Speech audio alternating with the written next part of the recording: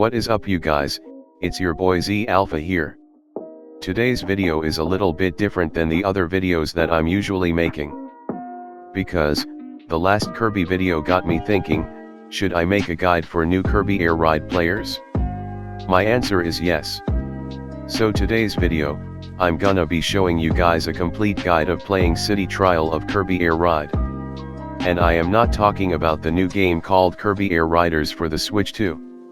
I'm keeping it old school for those have an emulator, or have actual hardware. So let's get started. Alright, so the basics of controlling your machines. Most of them accelerate forward. You can use the A button to corner like I am showing in these demonstration clips.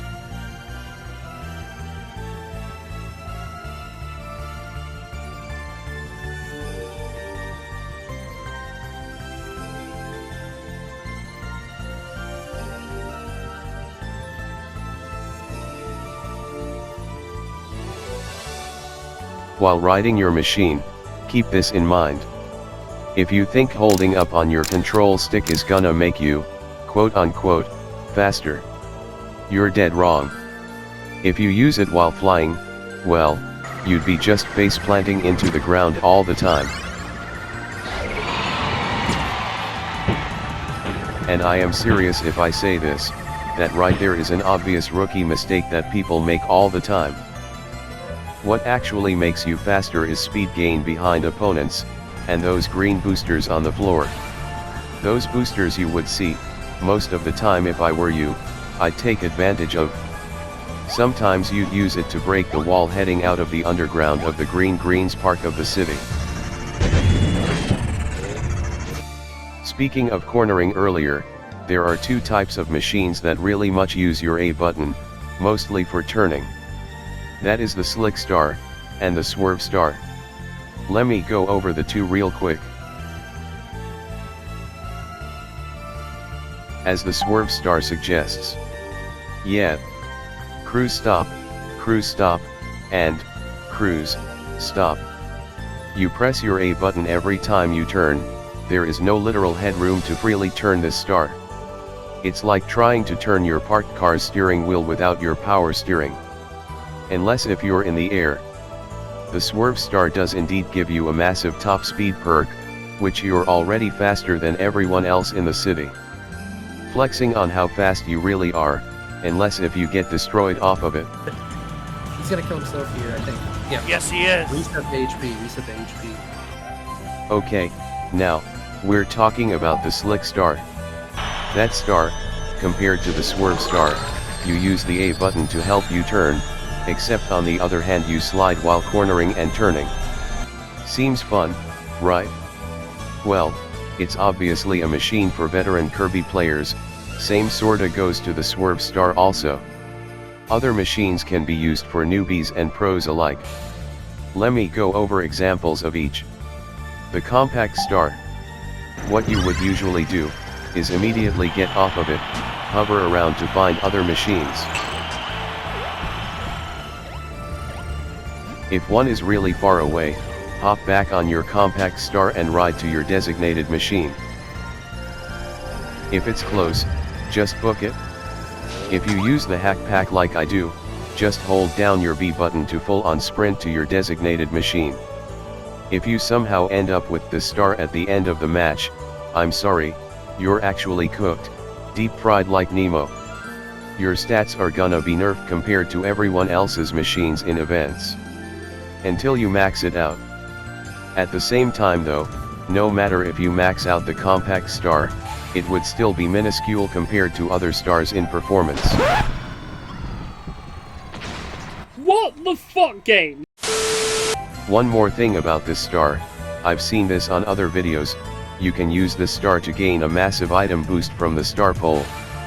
Then apply it when you get off your Compact Star later in the run. The Warp Star is really much a balanced machine, good for gliding, good for derbies. There is nothing too much to say about this one unless if you max it out, then you would go literally flying around all over the place. The Wagon Star. This one is okay too, I mean it cannot participate in high jump because it probably won't make it far, depending what items you get. If you guys actually pull off the high jump victory with the wagon star, please, tell me in the comments. Ultimately, that star is based on its easy no charge cornering. You don't have to hold your A button to corner too long. It's actually a solid powerhouse for destruction derby. The wing star is a good beginner's star for air glider, despite it being so damn light it doesn't want to keep on the ground, but every time you do want to come on the ground without holding A, it doesn't want to stay on the ground, though it is slow on the ground. I will give it all that for being a flyer. Although it is slow on the ground, I'll give it the fact that it really wants to be faster in the air, especially for it being a delicate star. Having a formula star on hand means you really much have a pacer that has air fuel. Almost like Sonic Riders at a sudden glance. Just keep going. That's all there is to it. Literally a machine that has a tier so low, literally no one even dares uses it. Except for computer opponents.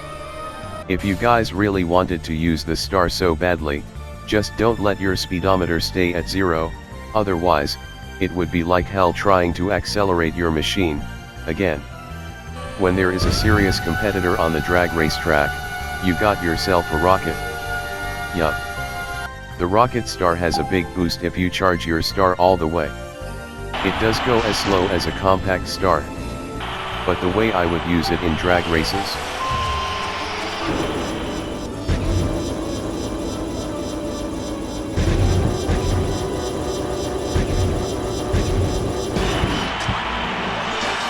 Nasty. It would be record-breaking if you just use it on the first drag race course. In the city on one hand, it would be really power-hungry when trying to get power-ups. Alright, enough about speed for now. Something that can take a beating is the bulk star. As the description suggests, charging gives it fuel. Same sorta thing goes with the Hydra, which I'll mention really soon. If you max out the bulk star, the only thing it can do is glide far, jump high, and really much ram into opponents. If you've seen my 99-minute mayhem stream one day, that alone is a good reason I had fun with it, just to piss around with it. Take that for almost killing me with fucking Gyarados, dude! In which, I really much did, ramming the ass out of the opponents, and stealing their items afterwards too. But at the same time, this star is kinda broken, but in a good way. I heard it can make you fly all the way to the end of high jump, and air glider. Surpassing the Dragoon and Jet Star with max stats except for weights. Or all stock if you really wanted to be, quote-unquote, fair. I guess. Talking about jumping high, the wheelie scooter can rival any other star any high jump match. But in air glider? That is a completely different story. Let me show you a match between me and a level 9 CPU on air glider with the same machine.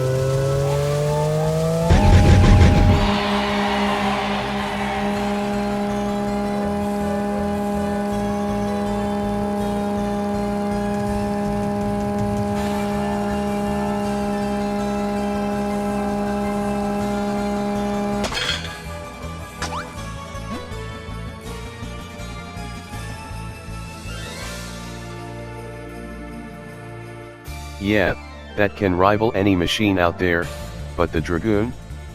I'll talk about that machine after the Hydra. One thing I can add about the wheelie scooter is when you can charge your charge tank really quickly stock. When you get max charges, you charge your tank instantly, making you corner so quick, even the slick star cannot corner on time leaving the turn. The Rex wheelie is what you mentioned for when finding one. To make you pose as a badass, but in reality, you chose a machine that doesn't corner too good, yet can have a somewhat of a performance boost. I guess I can just go off of the tier chart and say, yeah, it's low-key S. Talking about bikes and scooters, the wheelie bike is a based racing bike. Sure, it is very entry level. So entry level to a point you and your opponents would go. Brother, All I can say about this machine, it's ass too. I ultimately don't recommend using this. The Shadow Star has an obvious advantage and disadvantage. Strong, yet fragile at the same time, just like my one GTA Online character. Make sure you max out your defense stats if you ever go to a Destruction Kirby, or Kirby Melee match, because you would be one easy target. Dude, what the flying fuck? On the flip side, you can KO your opponents with ease.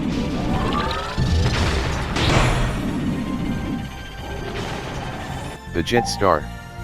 One of my absolute favorite stars. Although it's not perfect in everyone's book, but oh boy, I like what it does. You basically use the ramp to gain more speed than you should. After maxing out its stats, you would be in for one hell of a ride. This star overall has some great gliding abilities, really good jump speed, and overall has great offense and defense. Just don't get jumped by a rabbit Kirby whom you're gonna set a bounty atop of his head. The Turbo Star is when you literally throw a sports car engine in a sedan, with a serious kick of turbo. Its only flaws is when you don't steer, it takes a long time to charge. When you turn without a cornering, you bend your turning path. I mean, it's okay for racing, just make sure you corner with it appropriately and it'll rival around 50% of the other stars. At this point, I've talked about the regular machines. Now time for the god-tiered ones. First and foremost, the Flight Warp Star. Basically a warp star with upgraded flying abilities, basically the Walmart version of the Dragoon when you can't get it in free run. If you have the hack pack like I do, you can actually use it in Air Ride. If you have vanilla Air Ride, I'm sorry, I don't think it would be possible. When playing on actual hardware, it's actually more impossible than playing on an emulator like Dolphin. For those that have a computer that can run Dolphin really well, I will provide to you guys a link to my Google Drive to get the ISO file downloaded for you guys. If you want more of any content from this channel, consider subscribing. You won't regret it when I upload myself playing more games, either alone, or with friends of mine. Anyway, time for the two goats, the Hydra and the Dragoon. Those are my top two machines to ride in the city trial. The Hydra is the ultimate powerhouse. It rules in destruction derbies and races alike. It can fly, but not as far as the Flight Warp Star and the Dragoon do. I mean, if you think about it, the Hydra is the king of blowing up other machines. Yet a real force to be reckoned with. But there is one downfall. While charging your Hydra, one opponent possibly in another Hydra would come rushing towards you, hack spin damage you until your health drops all the way down to 0. Yet you would be sitting there charging your Hydra too. But imagine what a compact star and a Hydra would do in this situation on either Nebula Belt or the city. Let that sink in. Last but not least, the Dragoon. My absolute favorite. That machine is good all around of what it's worth, flying, like in high jump and air glider, drag races, regular races, and even destruction derbies, sometimes. Though it's more than likely a racer. The Dragoon could fly forever if you let it, unless if you hit one out of the 5 sides of the skybox. Then you're back on the ground after that. If it can rival the totally stacked bulk star, let it collect the same exact items. Subtract all the weights, optional to have totally negative weights. Then it can fly far, and probably reach as far as the bulk star? I don't know, I never seen it happen. Alright, we got the rides out of the way. Now we're gonna get the concept of how to win in city trial every time. To me, I play with computer opponents, though it is usually fun with more of your friends. I mean, hey, the more the merrier, am I right? The concept of getting the name to win is collecting items, which are located in these blue boxes. They're either in blue boxes, or they just fall from the sky. Sometimes they're in events when the castle hall opens its treasure area, or when TAC appears hidden somewhere, usually underground. The main goal of city trial is to collect as many items as you can before time runs out. Make sure they are colored though, otherwise you'd be confused as fuck and hit gray items all the time. Those are called power down items. The colored items are usually called power-ups. Sometimes you would be lucky to find an all power-up somewhere in the city. Or rare chance you would find some in City Hall Castle in the surprise chamber. Another event where power-ups are in is when you bust that big ass pillar in select parts of the city, or when Dynablade lands, or when there is a UFO incoming to the city, and you use the volcano's lifter thing to go to the sky's platform. In actuality, I have no idea what to call these things. Now here come the red boxes. With the red boxes they typically spawn abilities you typically get from Air Ride. The abilities I find useful are Needle, Sword, Plasma, Mic, and sometimes the Bomb. I said sometimes, not all the time, if you wanna be this Muslim wannabe, throwing bombs in the city for no reason. I swear his Rec Room avatar's picture looks dead on, but that's another video. Typically there are secrets when the game gives out certain spawn locations for legendary Air Ride machines, and those red boxes typically appear in these locations on the map. The unique locations in question in the city to get those legendary Air Ride machines, which can be found either in or out of the City Hall Castle area, in the dilapidated trailer park, the lounge, underground, under the green greens, and atop and the bottom of the water wheel.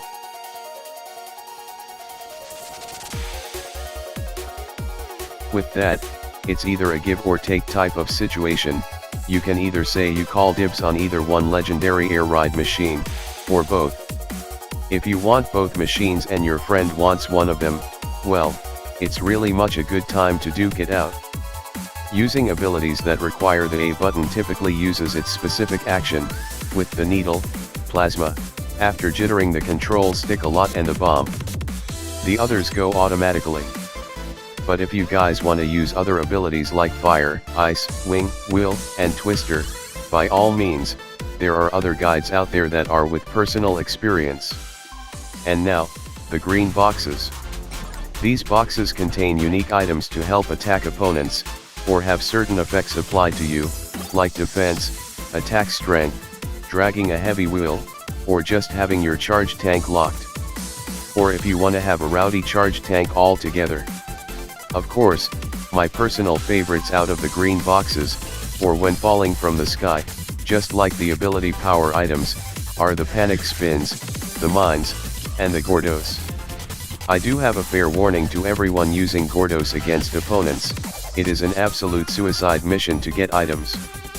If you have the hack pack like I do, real sure you can dodge them while phasing through by quick spinning, which is done by quickly hitting your control stick right and left repeatedly. As I also mentioned, using items or your quick spin can knock out power-ups out of the opponents, and yes, that also means those legendary Air Ride pieces too. That a way you can either forcefully give them back to you by just hitting your opponents, or just fight to the death when all the parts are out of your opponents. Just don't be like these tryhards when they lock you in their quick spin trap. Because, let's face it, they have nothing else to do other than milk the fuck out of their opponent's items. Okay, now we're gonna talk about events. First off, starting with the major events. Speaking of items earlier, and feeding off of the tack challenges. The fake power-ups are certain items you should avoid at all costs. Touch 1, your health just drops in the most randomest thing possible. The tack challenge is when you hit tack himself, no matter if you use an ability, quick spin, or just simply, run into him. Dense fog. All I can say is the fog cannot make you see far. Typically what fog does in real life. Dynablade. One thing you gotta do to a basic machine that can fly somewhat far, aim for the head. High chances you'll get an all power up when you hit him in the head. If you go toe to toe with Dynablade, you'd get her. Sometimes you would just see something else basic, like the lighthouse burning, great opportunity to get items when your machine is full of hell. Or when you want a desperate heal up yourself, right there you have it, floor's yours. You and bro can heal there too. On the flip side, there are events that are more cataclysmic, yet show no sign of cosmetic damage, because the ground is built different.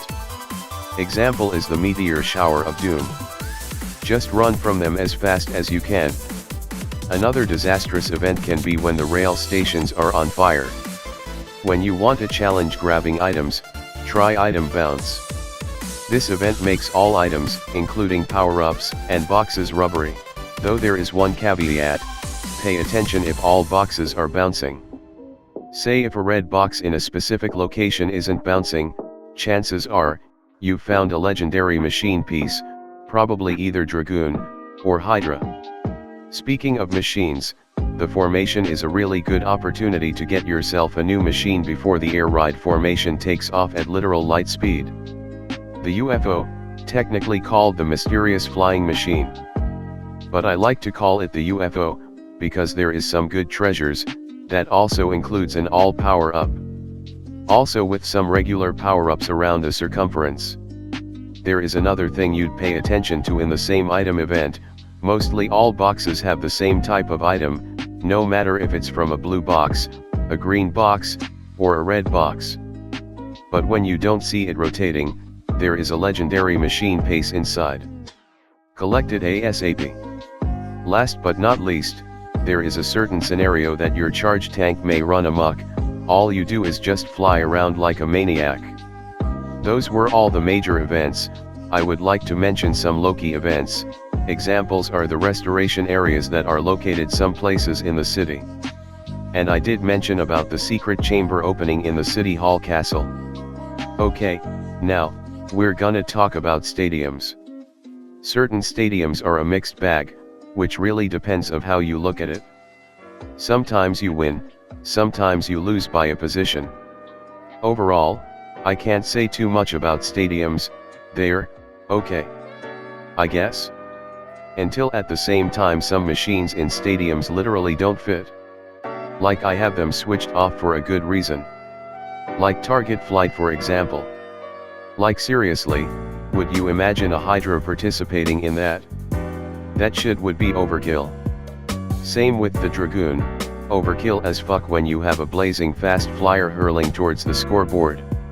You really gotta be clutching your cheeks to get a perfect 200 points. All I can say with stadium predictions: if you are a good guesser, then peep this one out. If you think it's air glider, find and upgrade a machine that can fly far. If it's a race, find a fast machine and upgrade it with mostly boosts and top speed power-ups. If it's a fighting base event, find something that has a lot of defense. Even if you got the Shadow Star, make sure you find a lot of those defense power-ups as fast as you can. Same with the offense power-ups, it really adds on with your quick spin mechanic. I think this is going to be it for this video. If you guys wanted to have an updated guide with tips and tricks, let me know in the comments, but if I missed anything in this guide, also let me know in the comments. Other than that guys, I hope you guys enjoyed today's video. As always, comment, like, and subscribe, and I'll see you guys in the next video.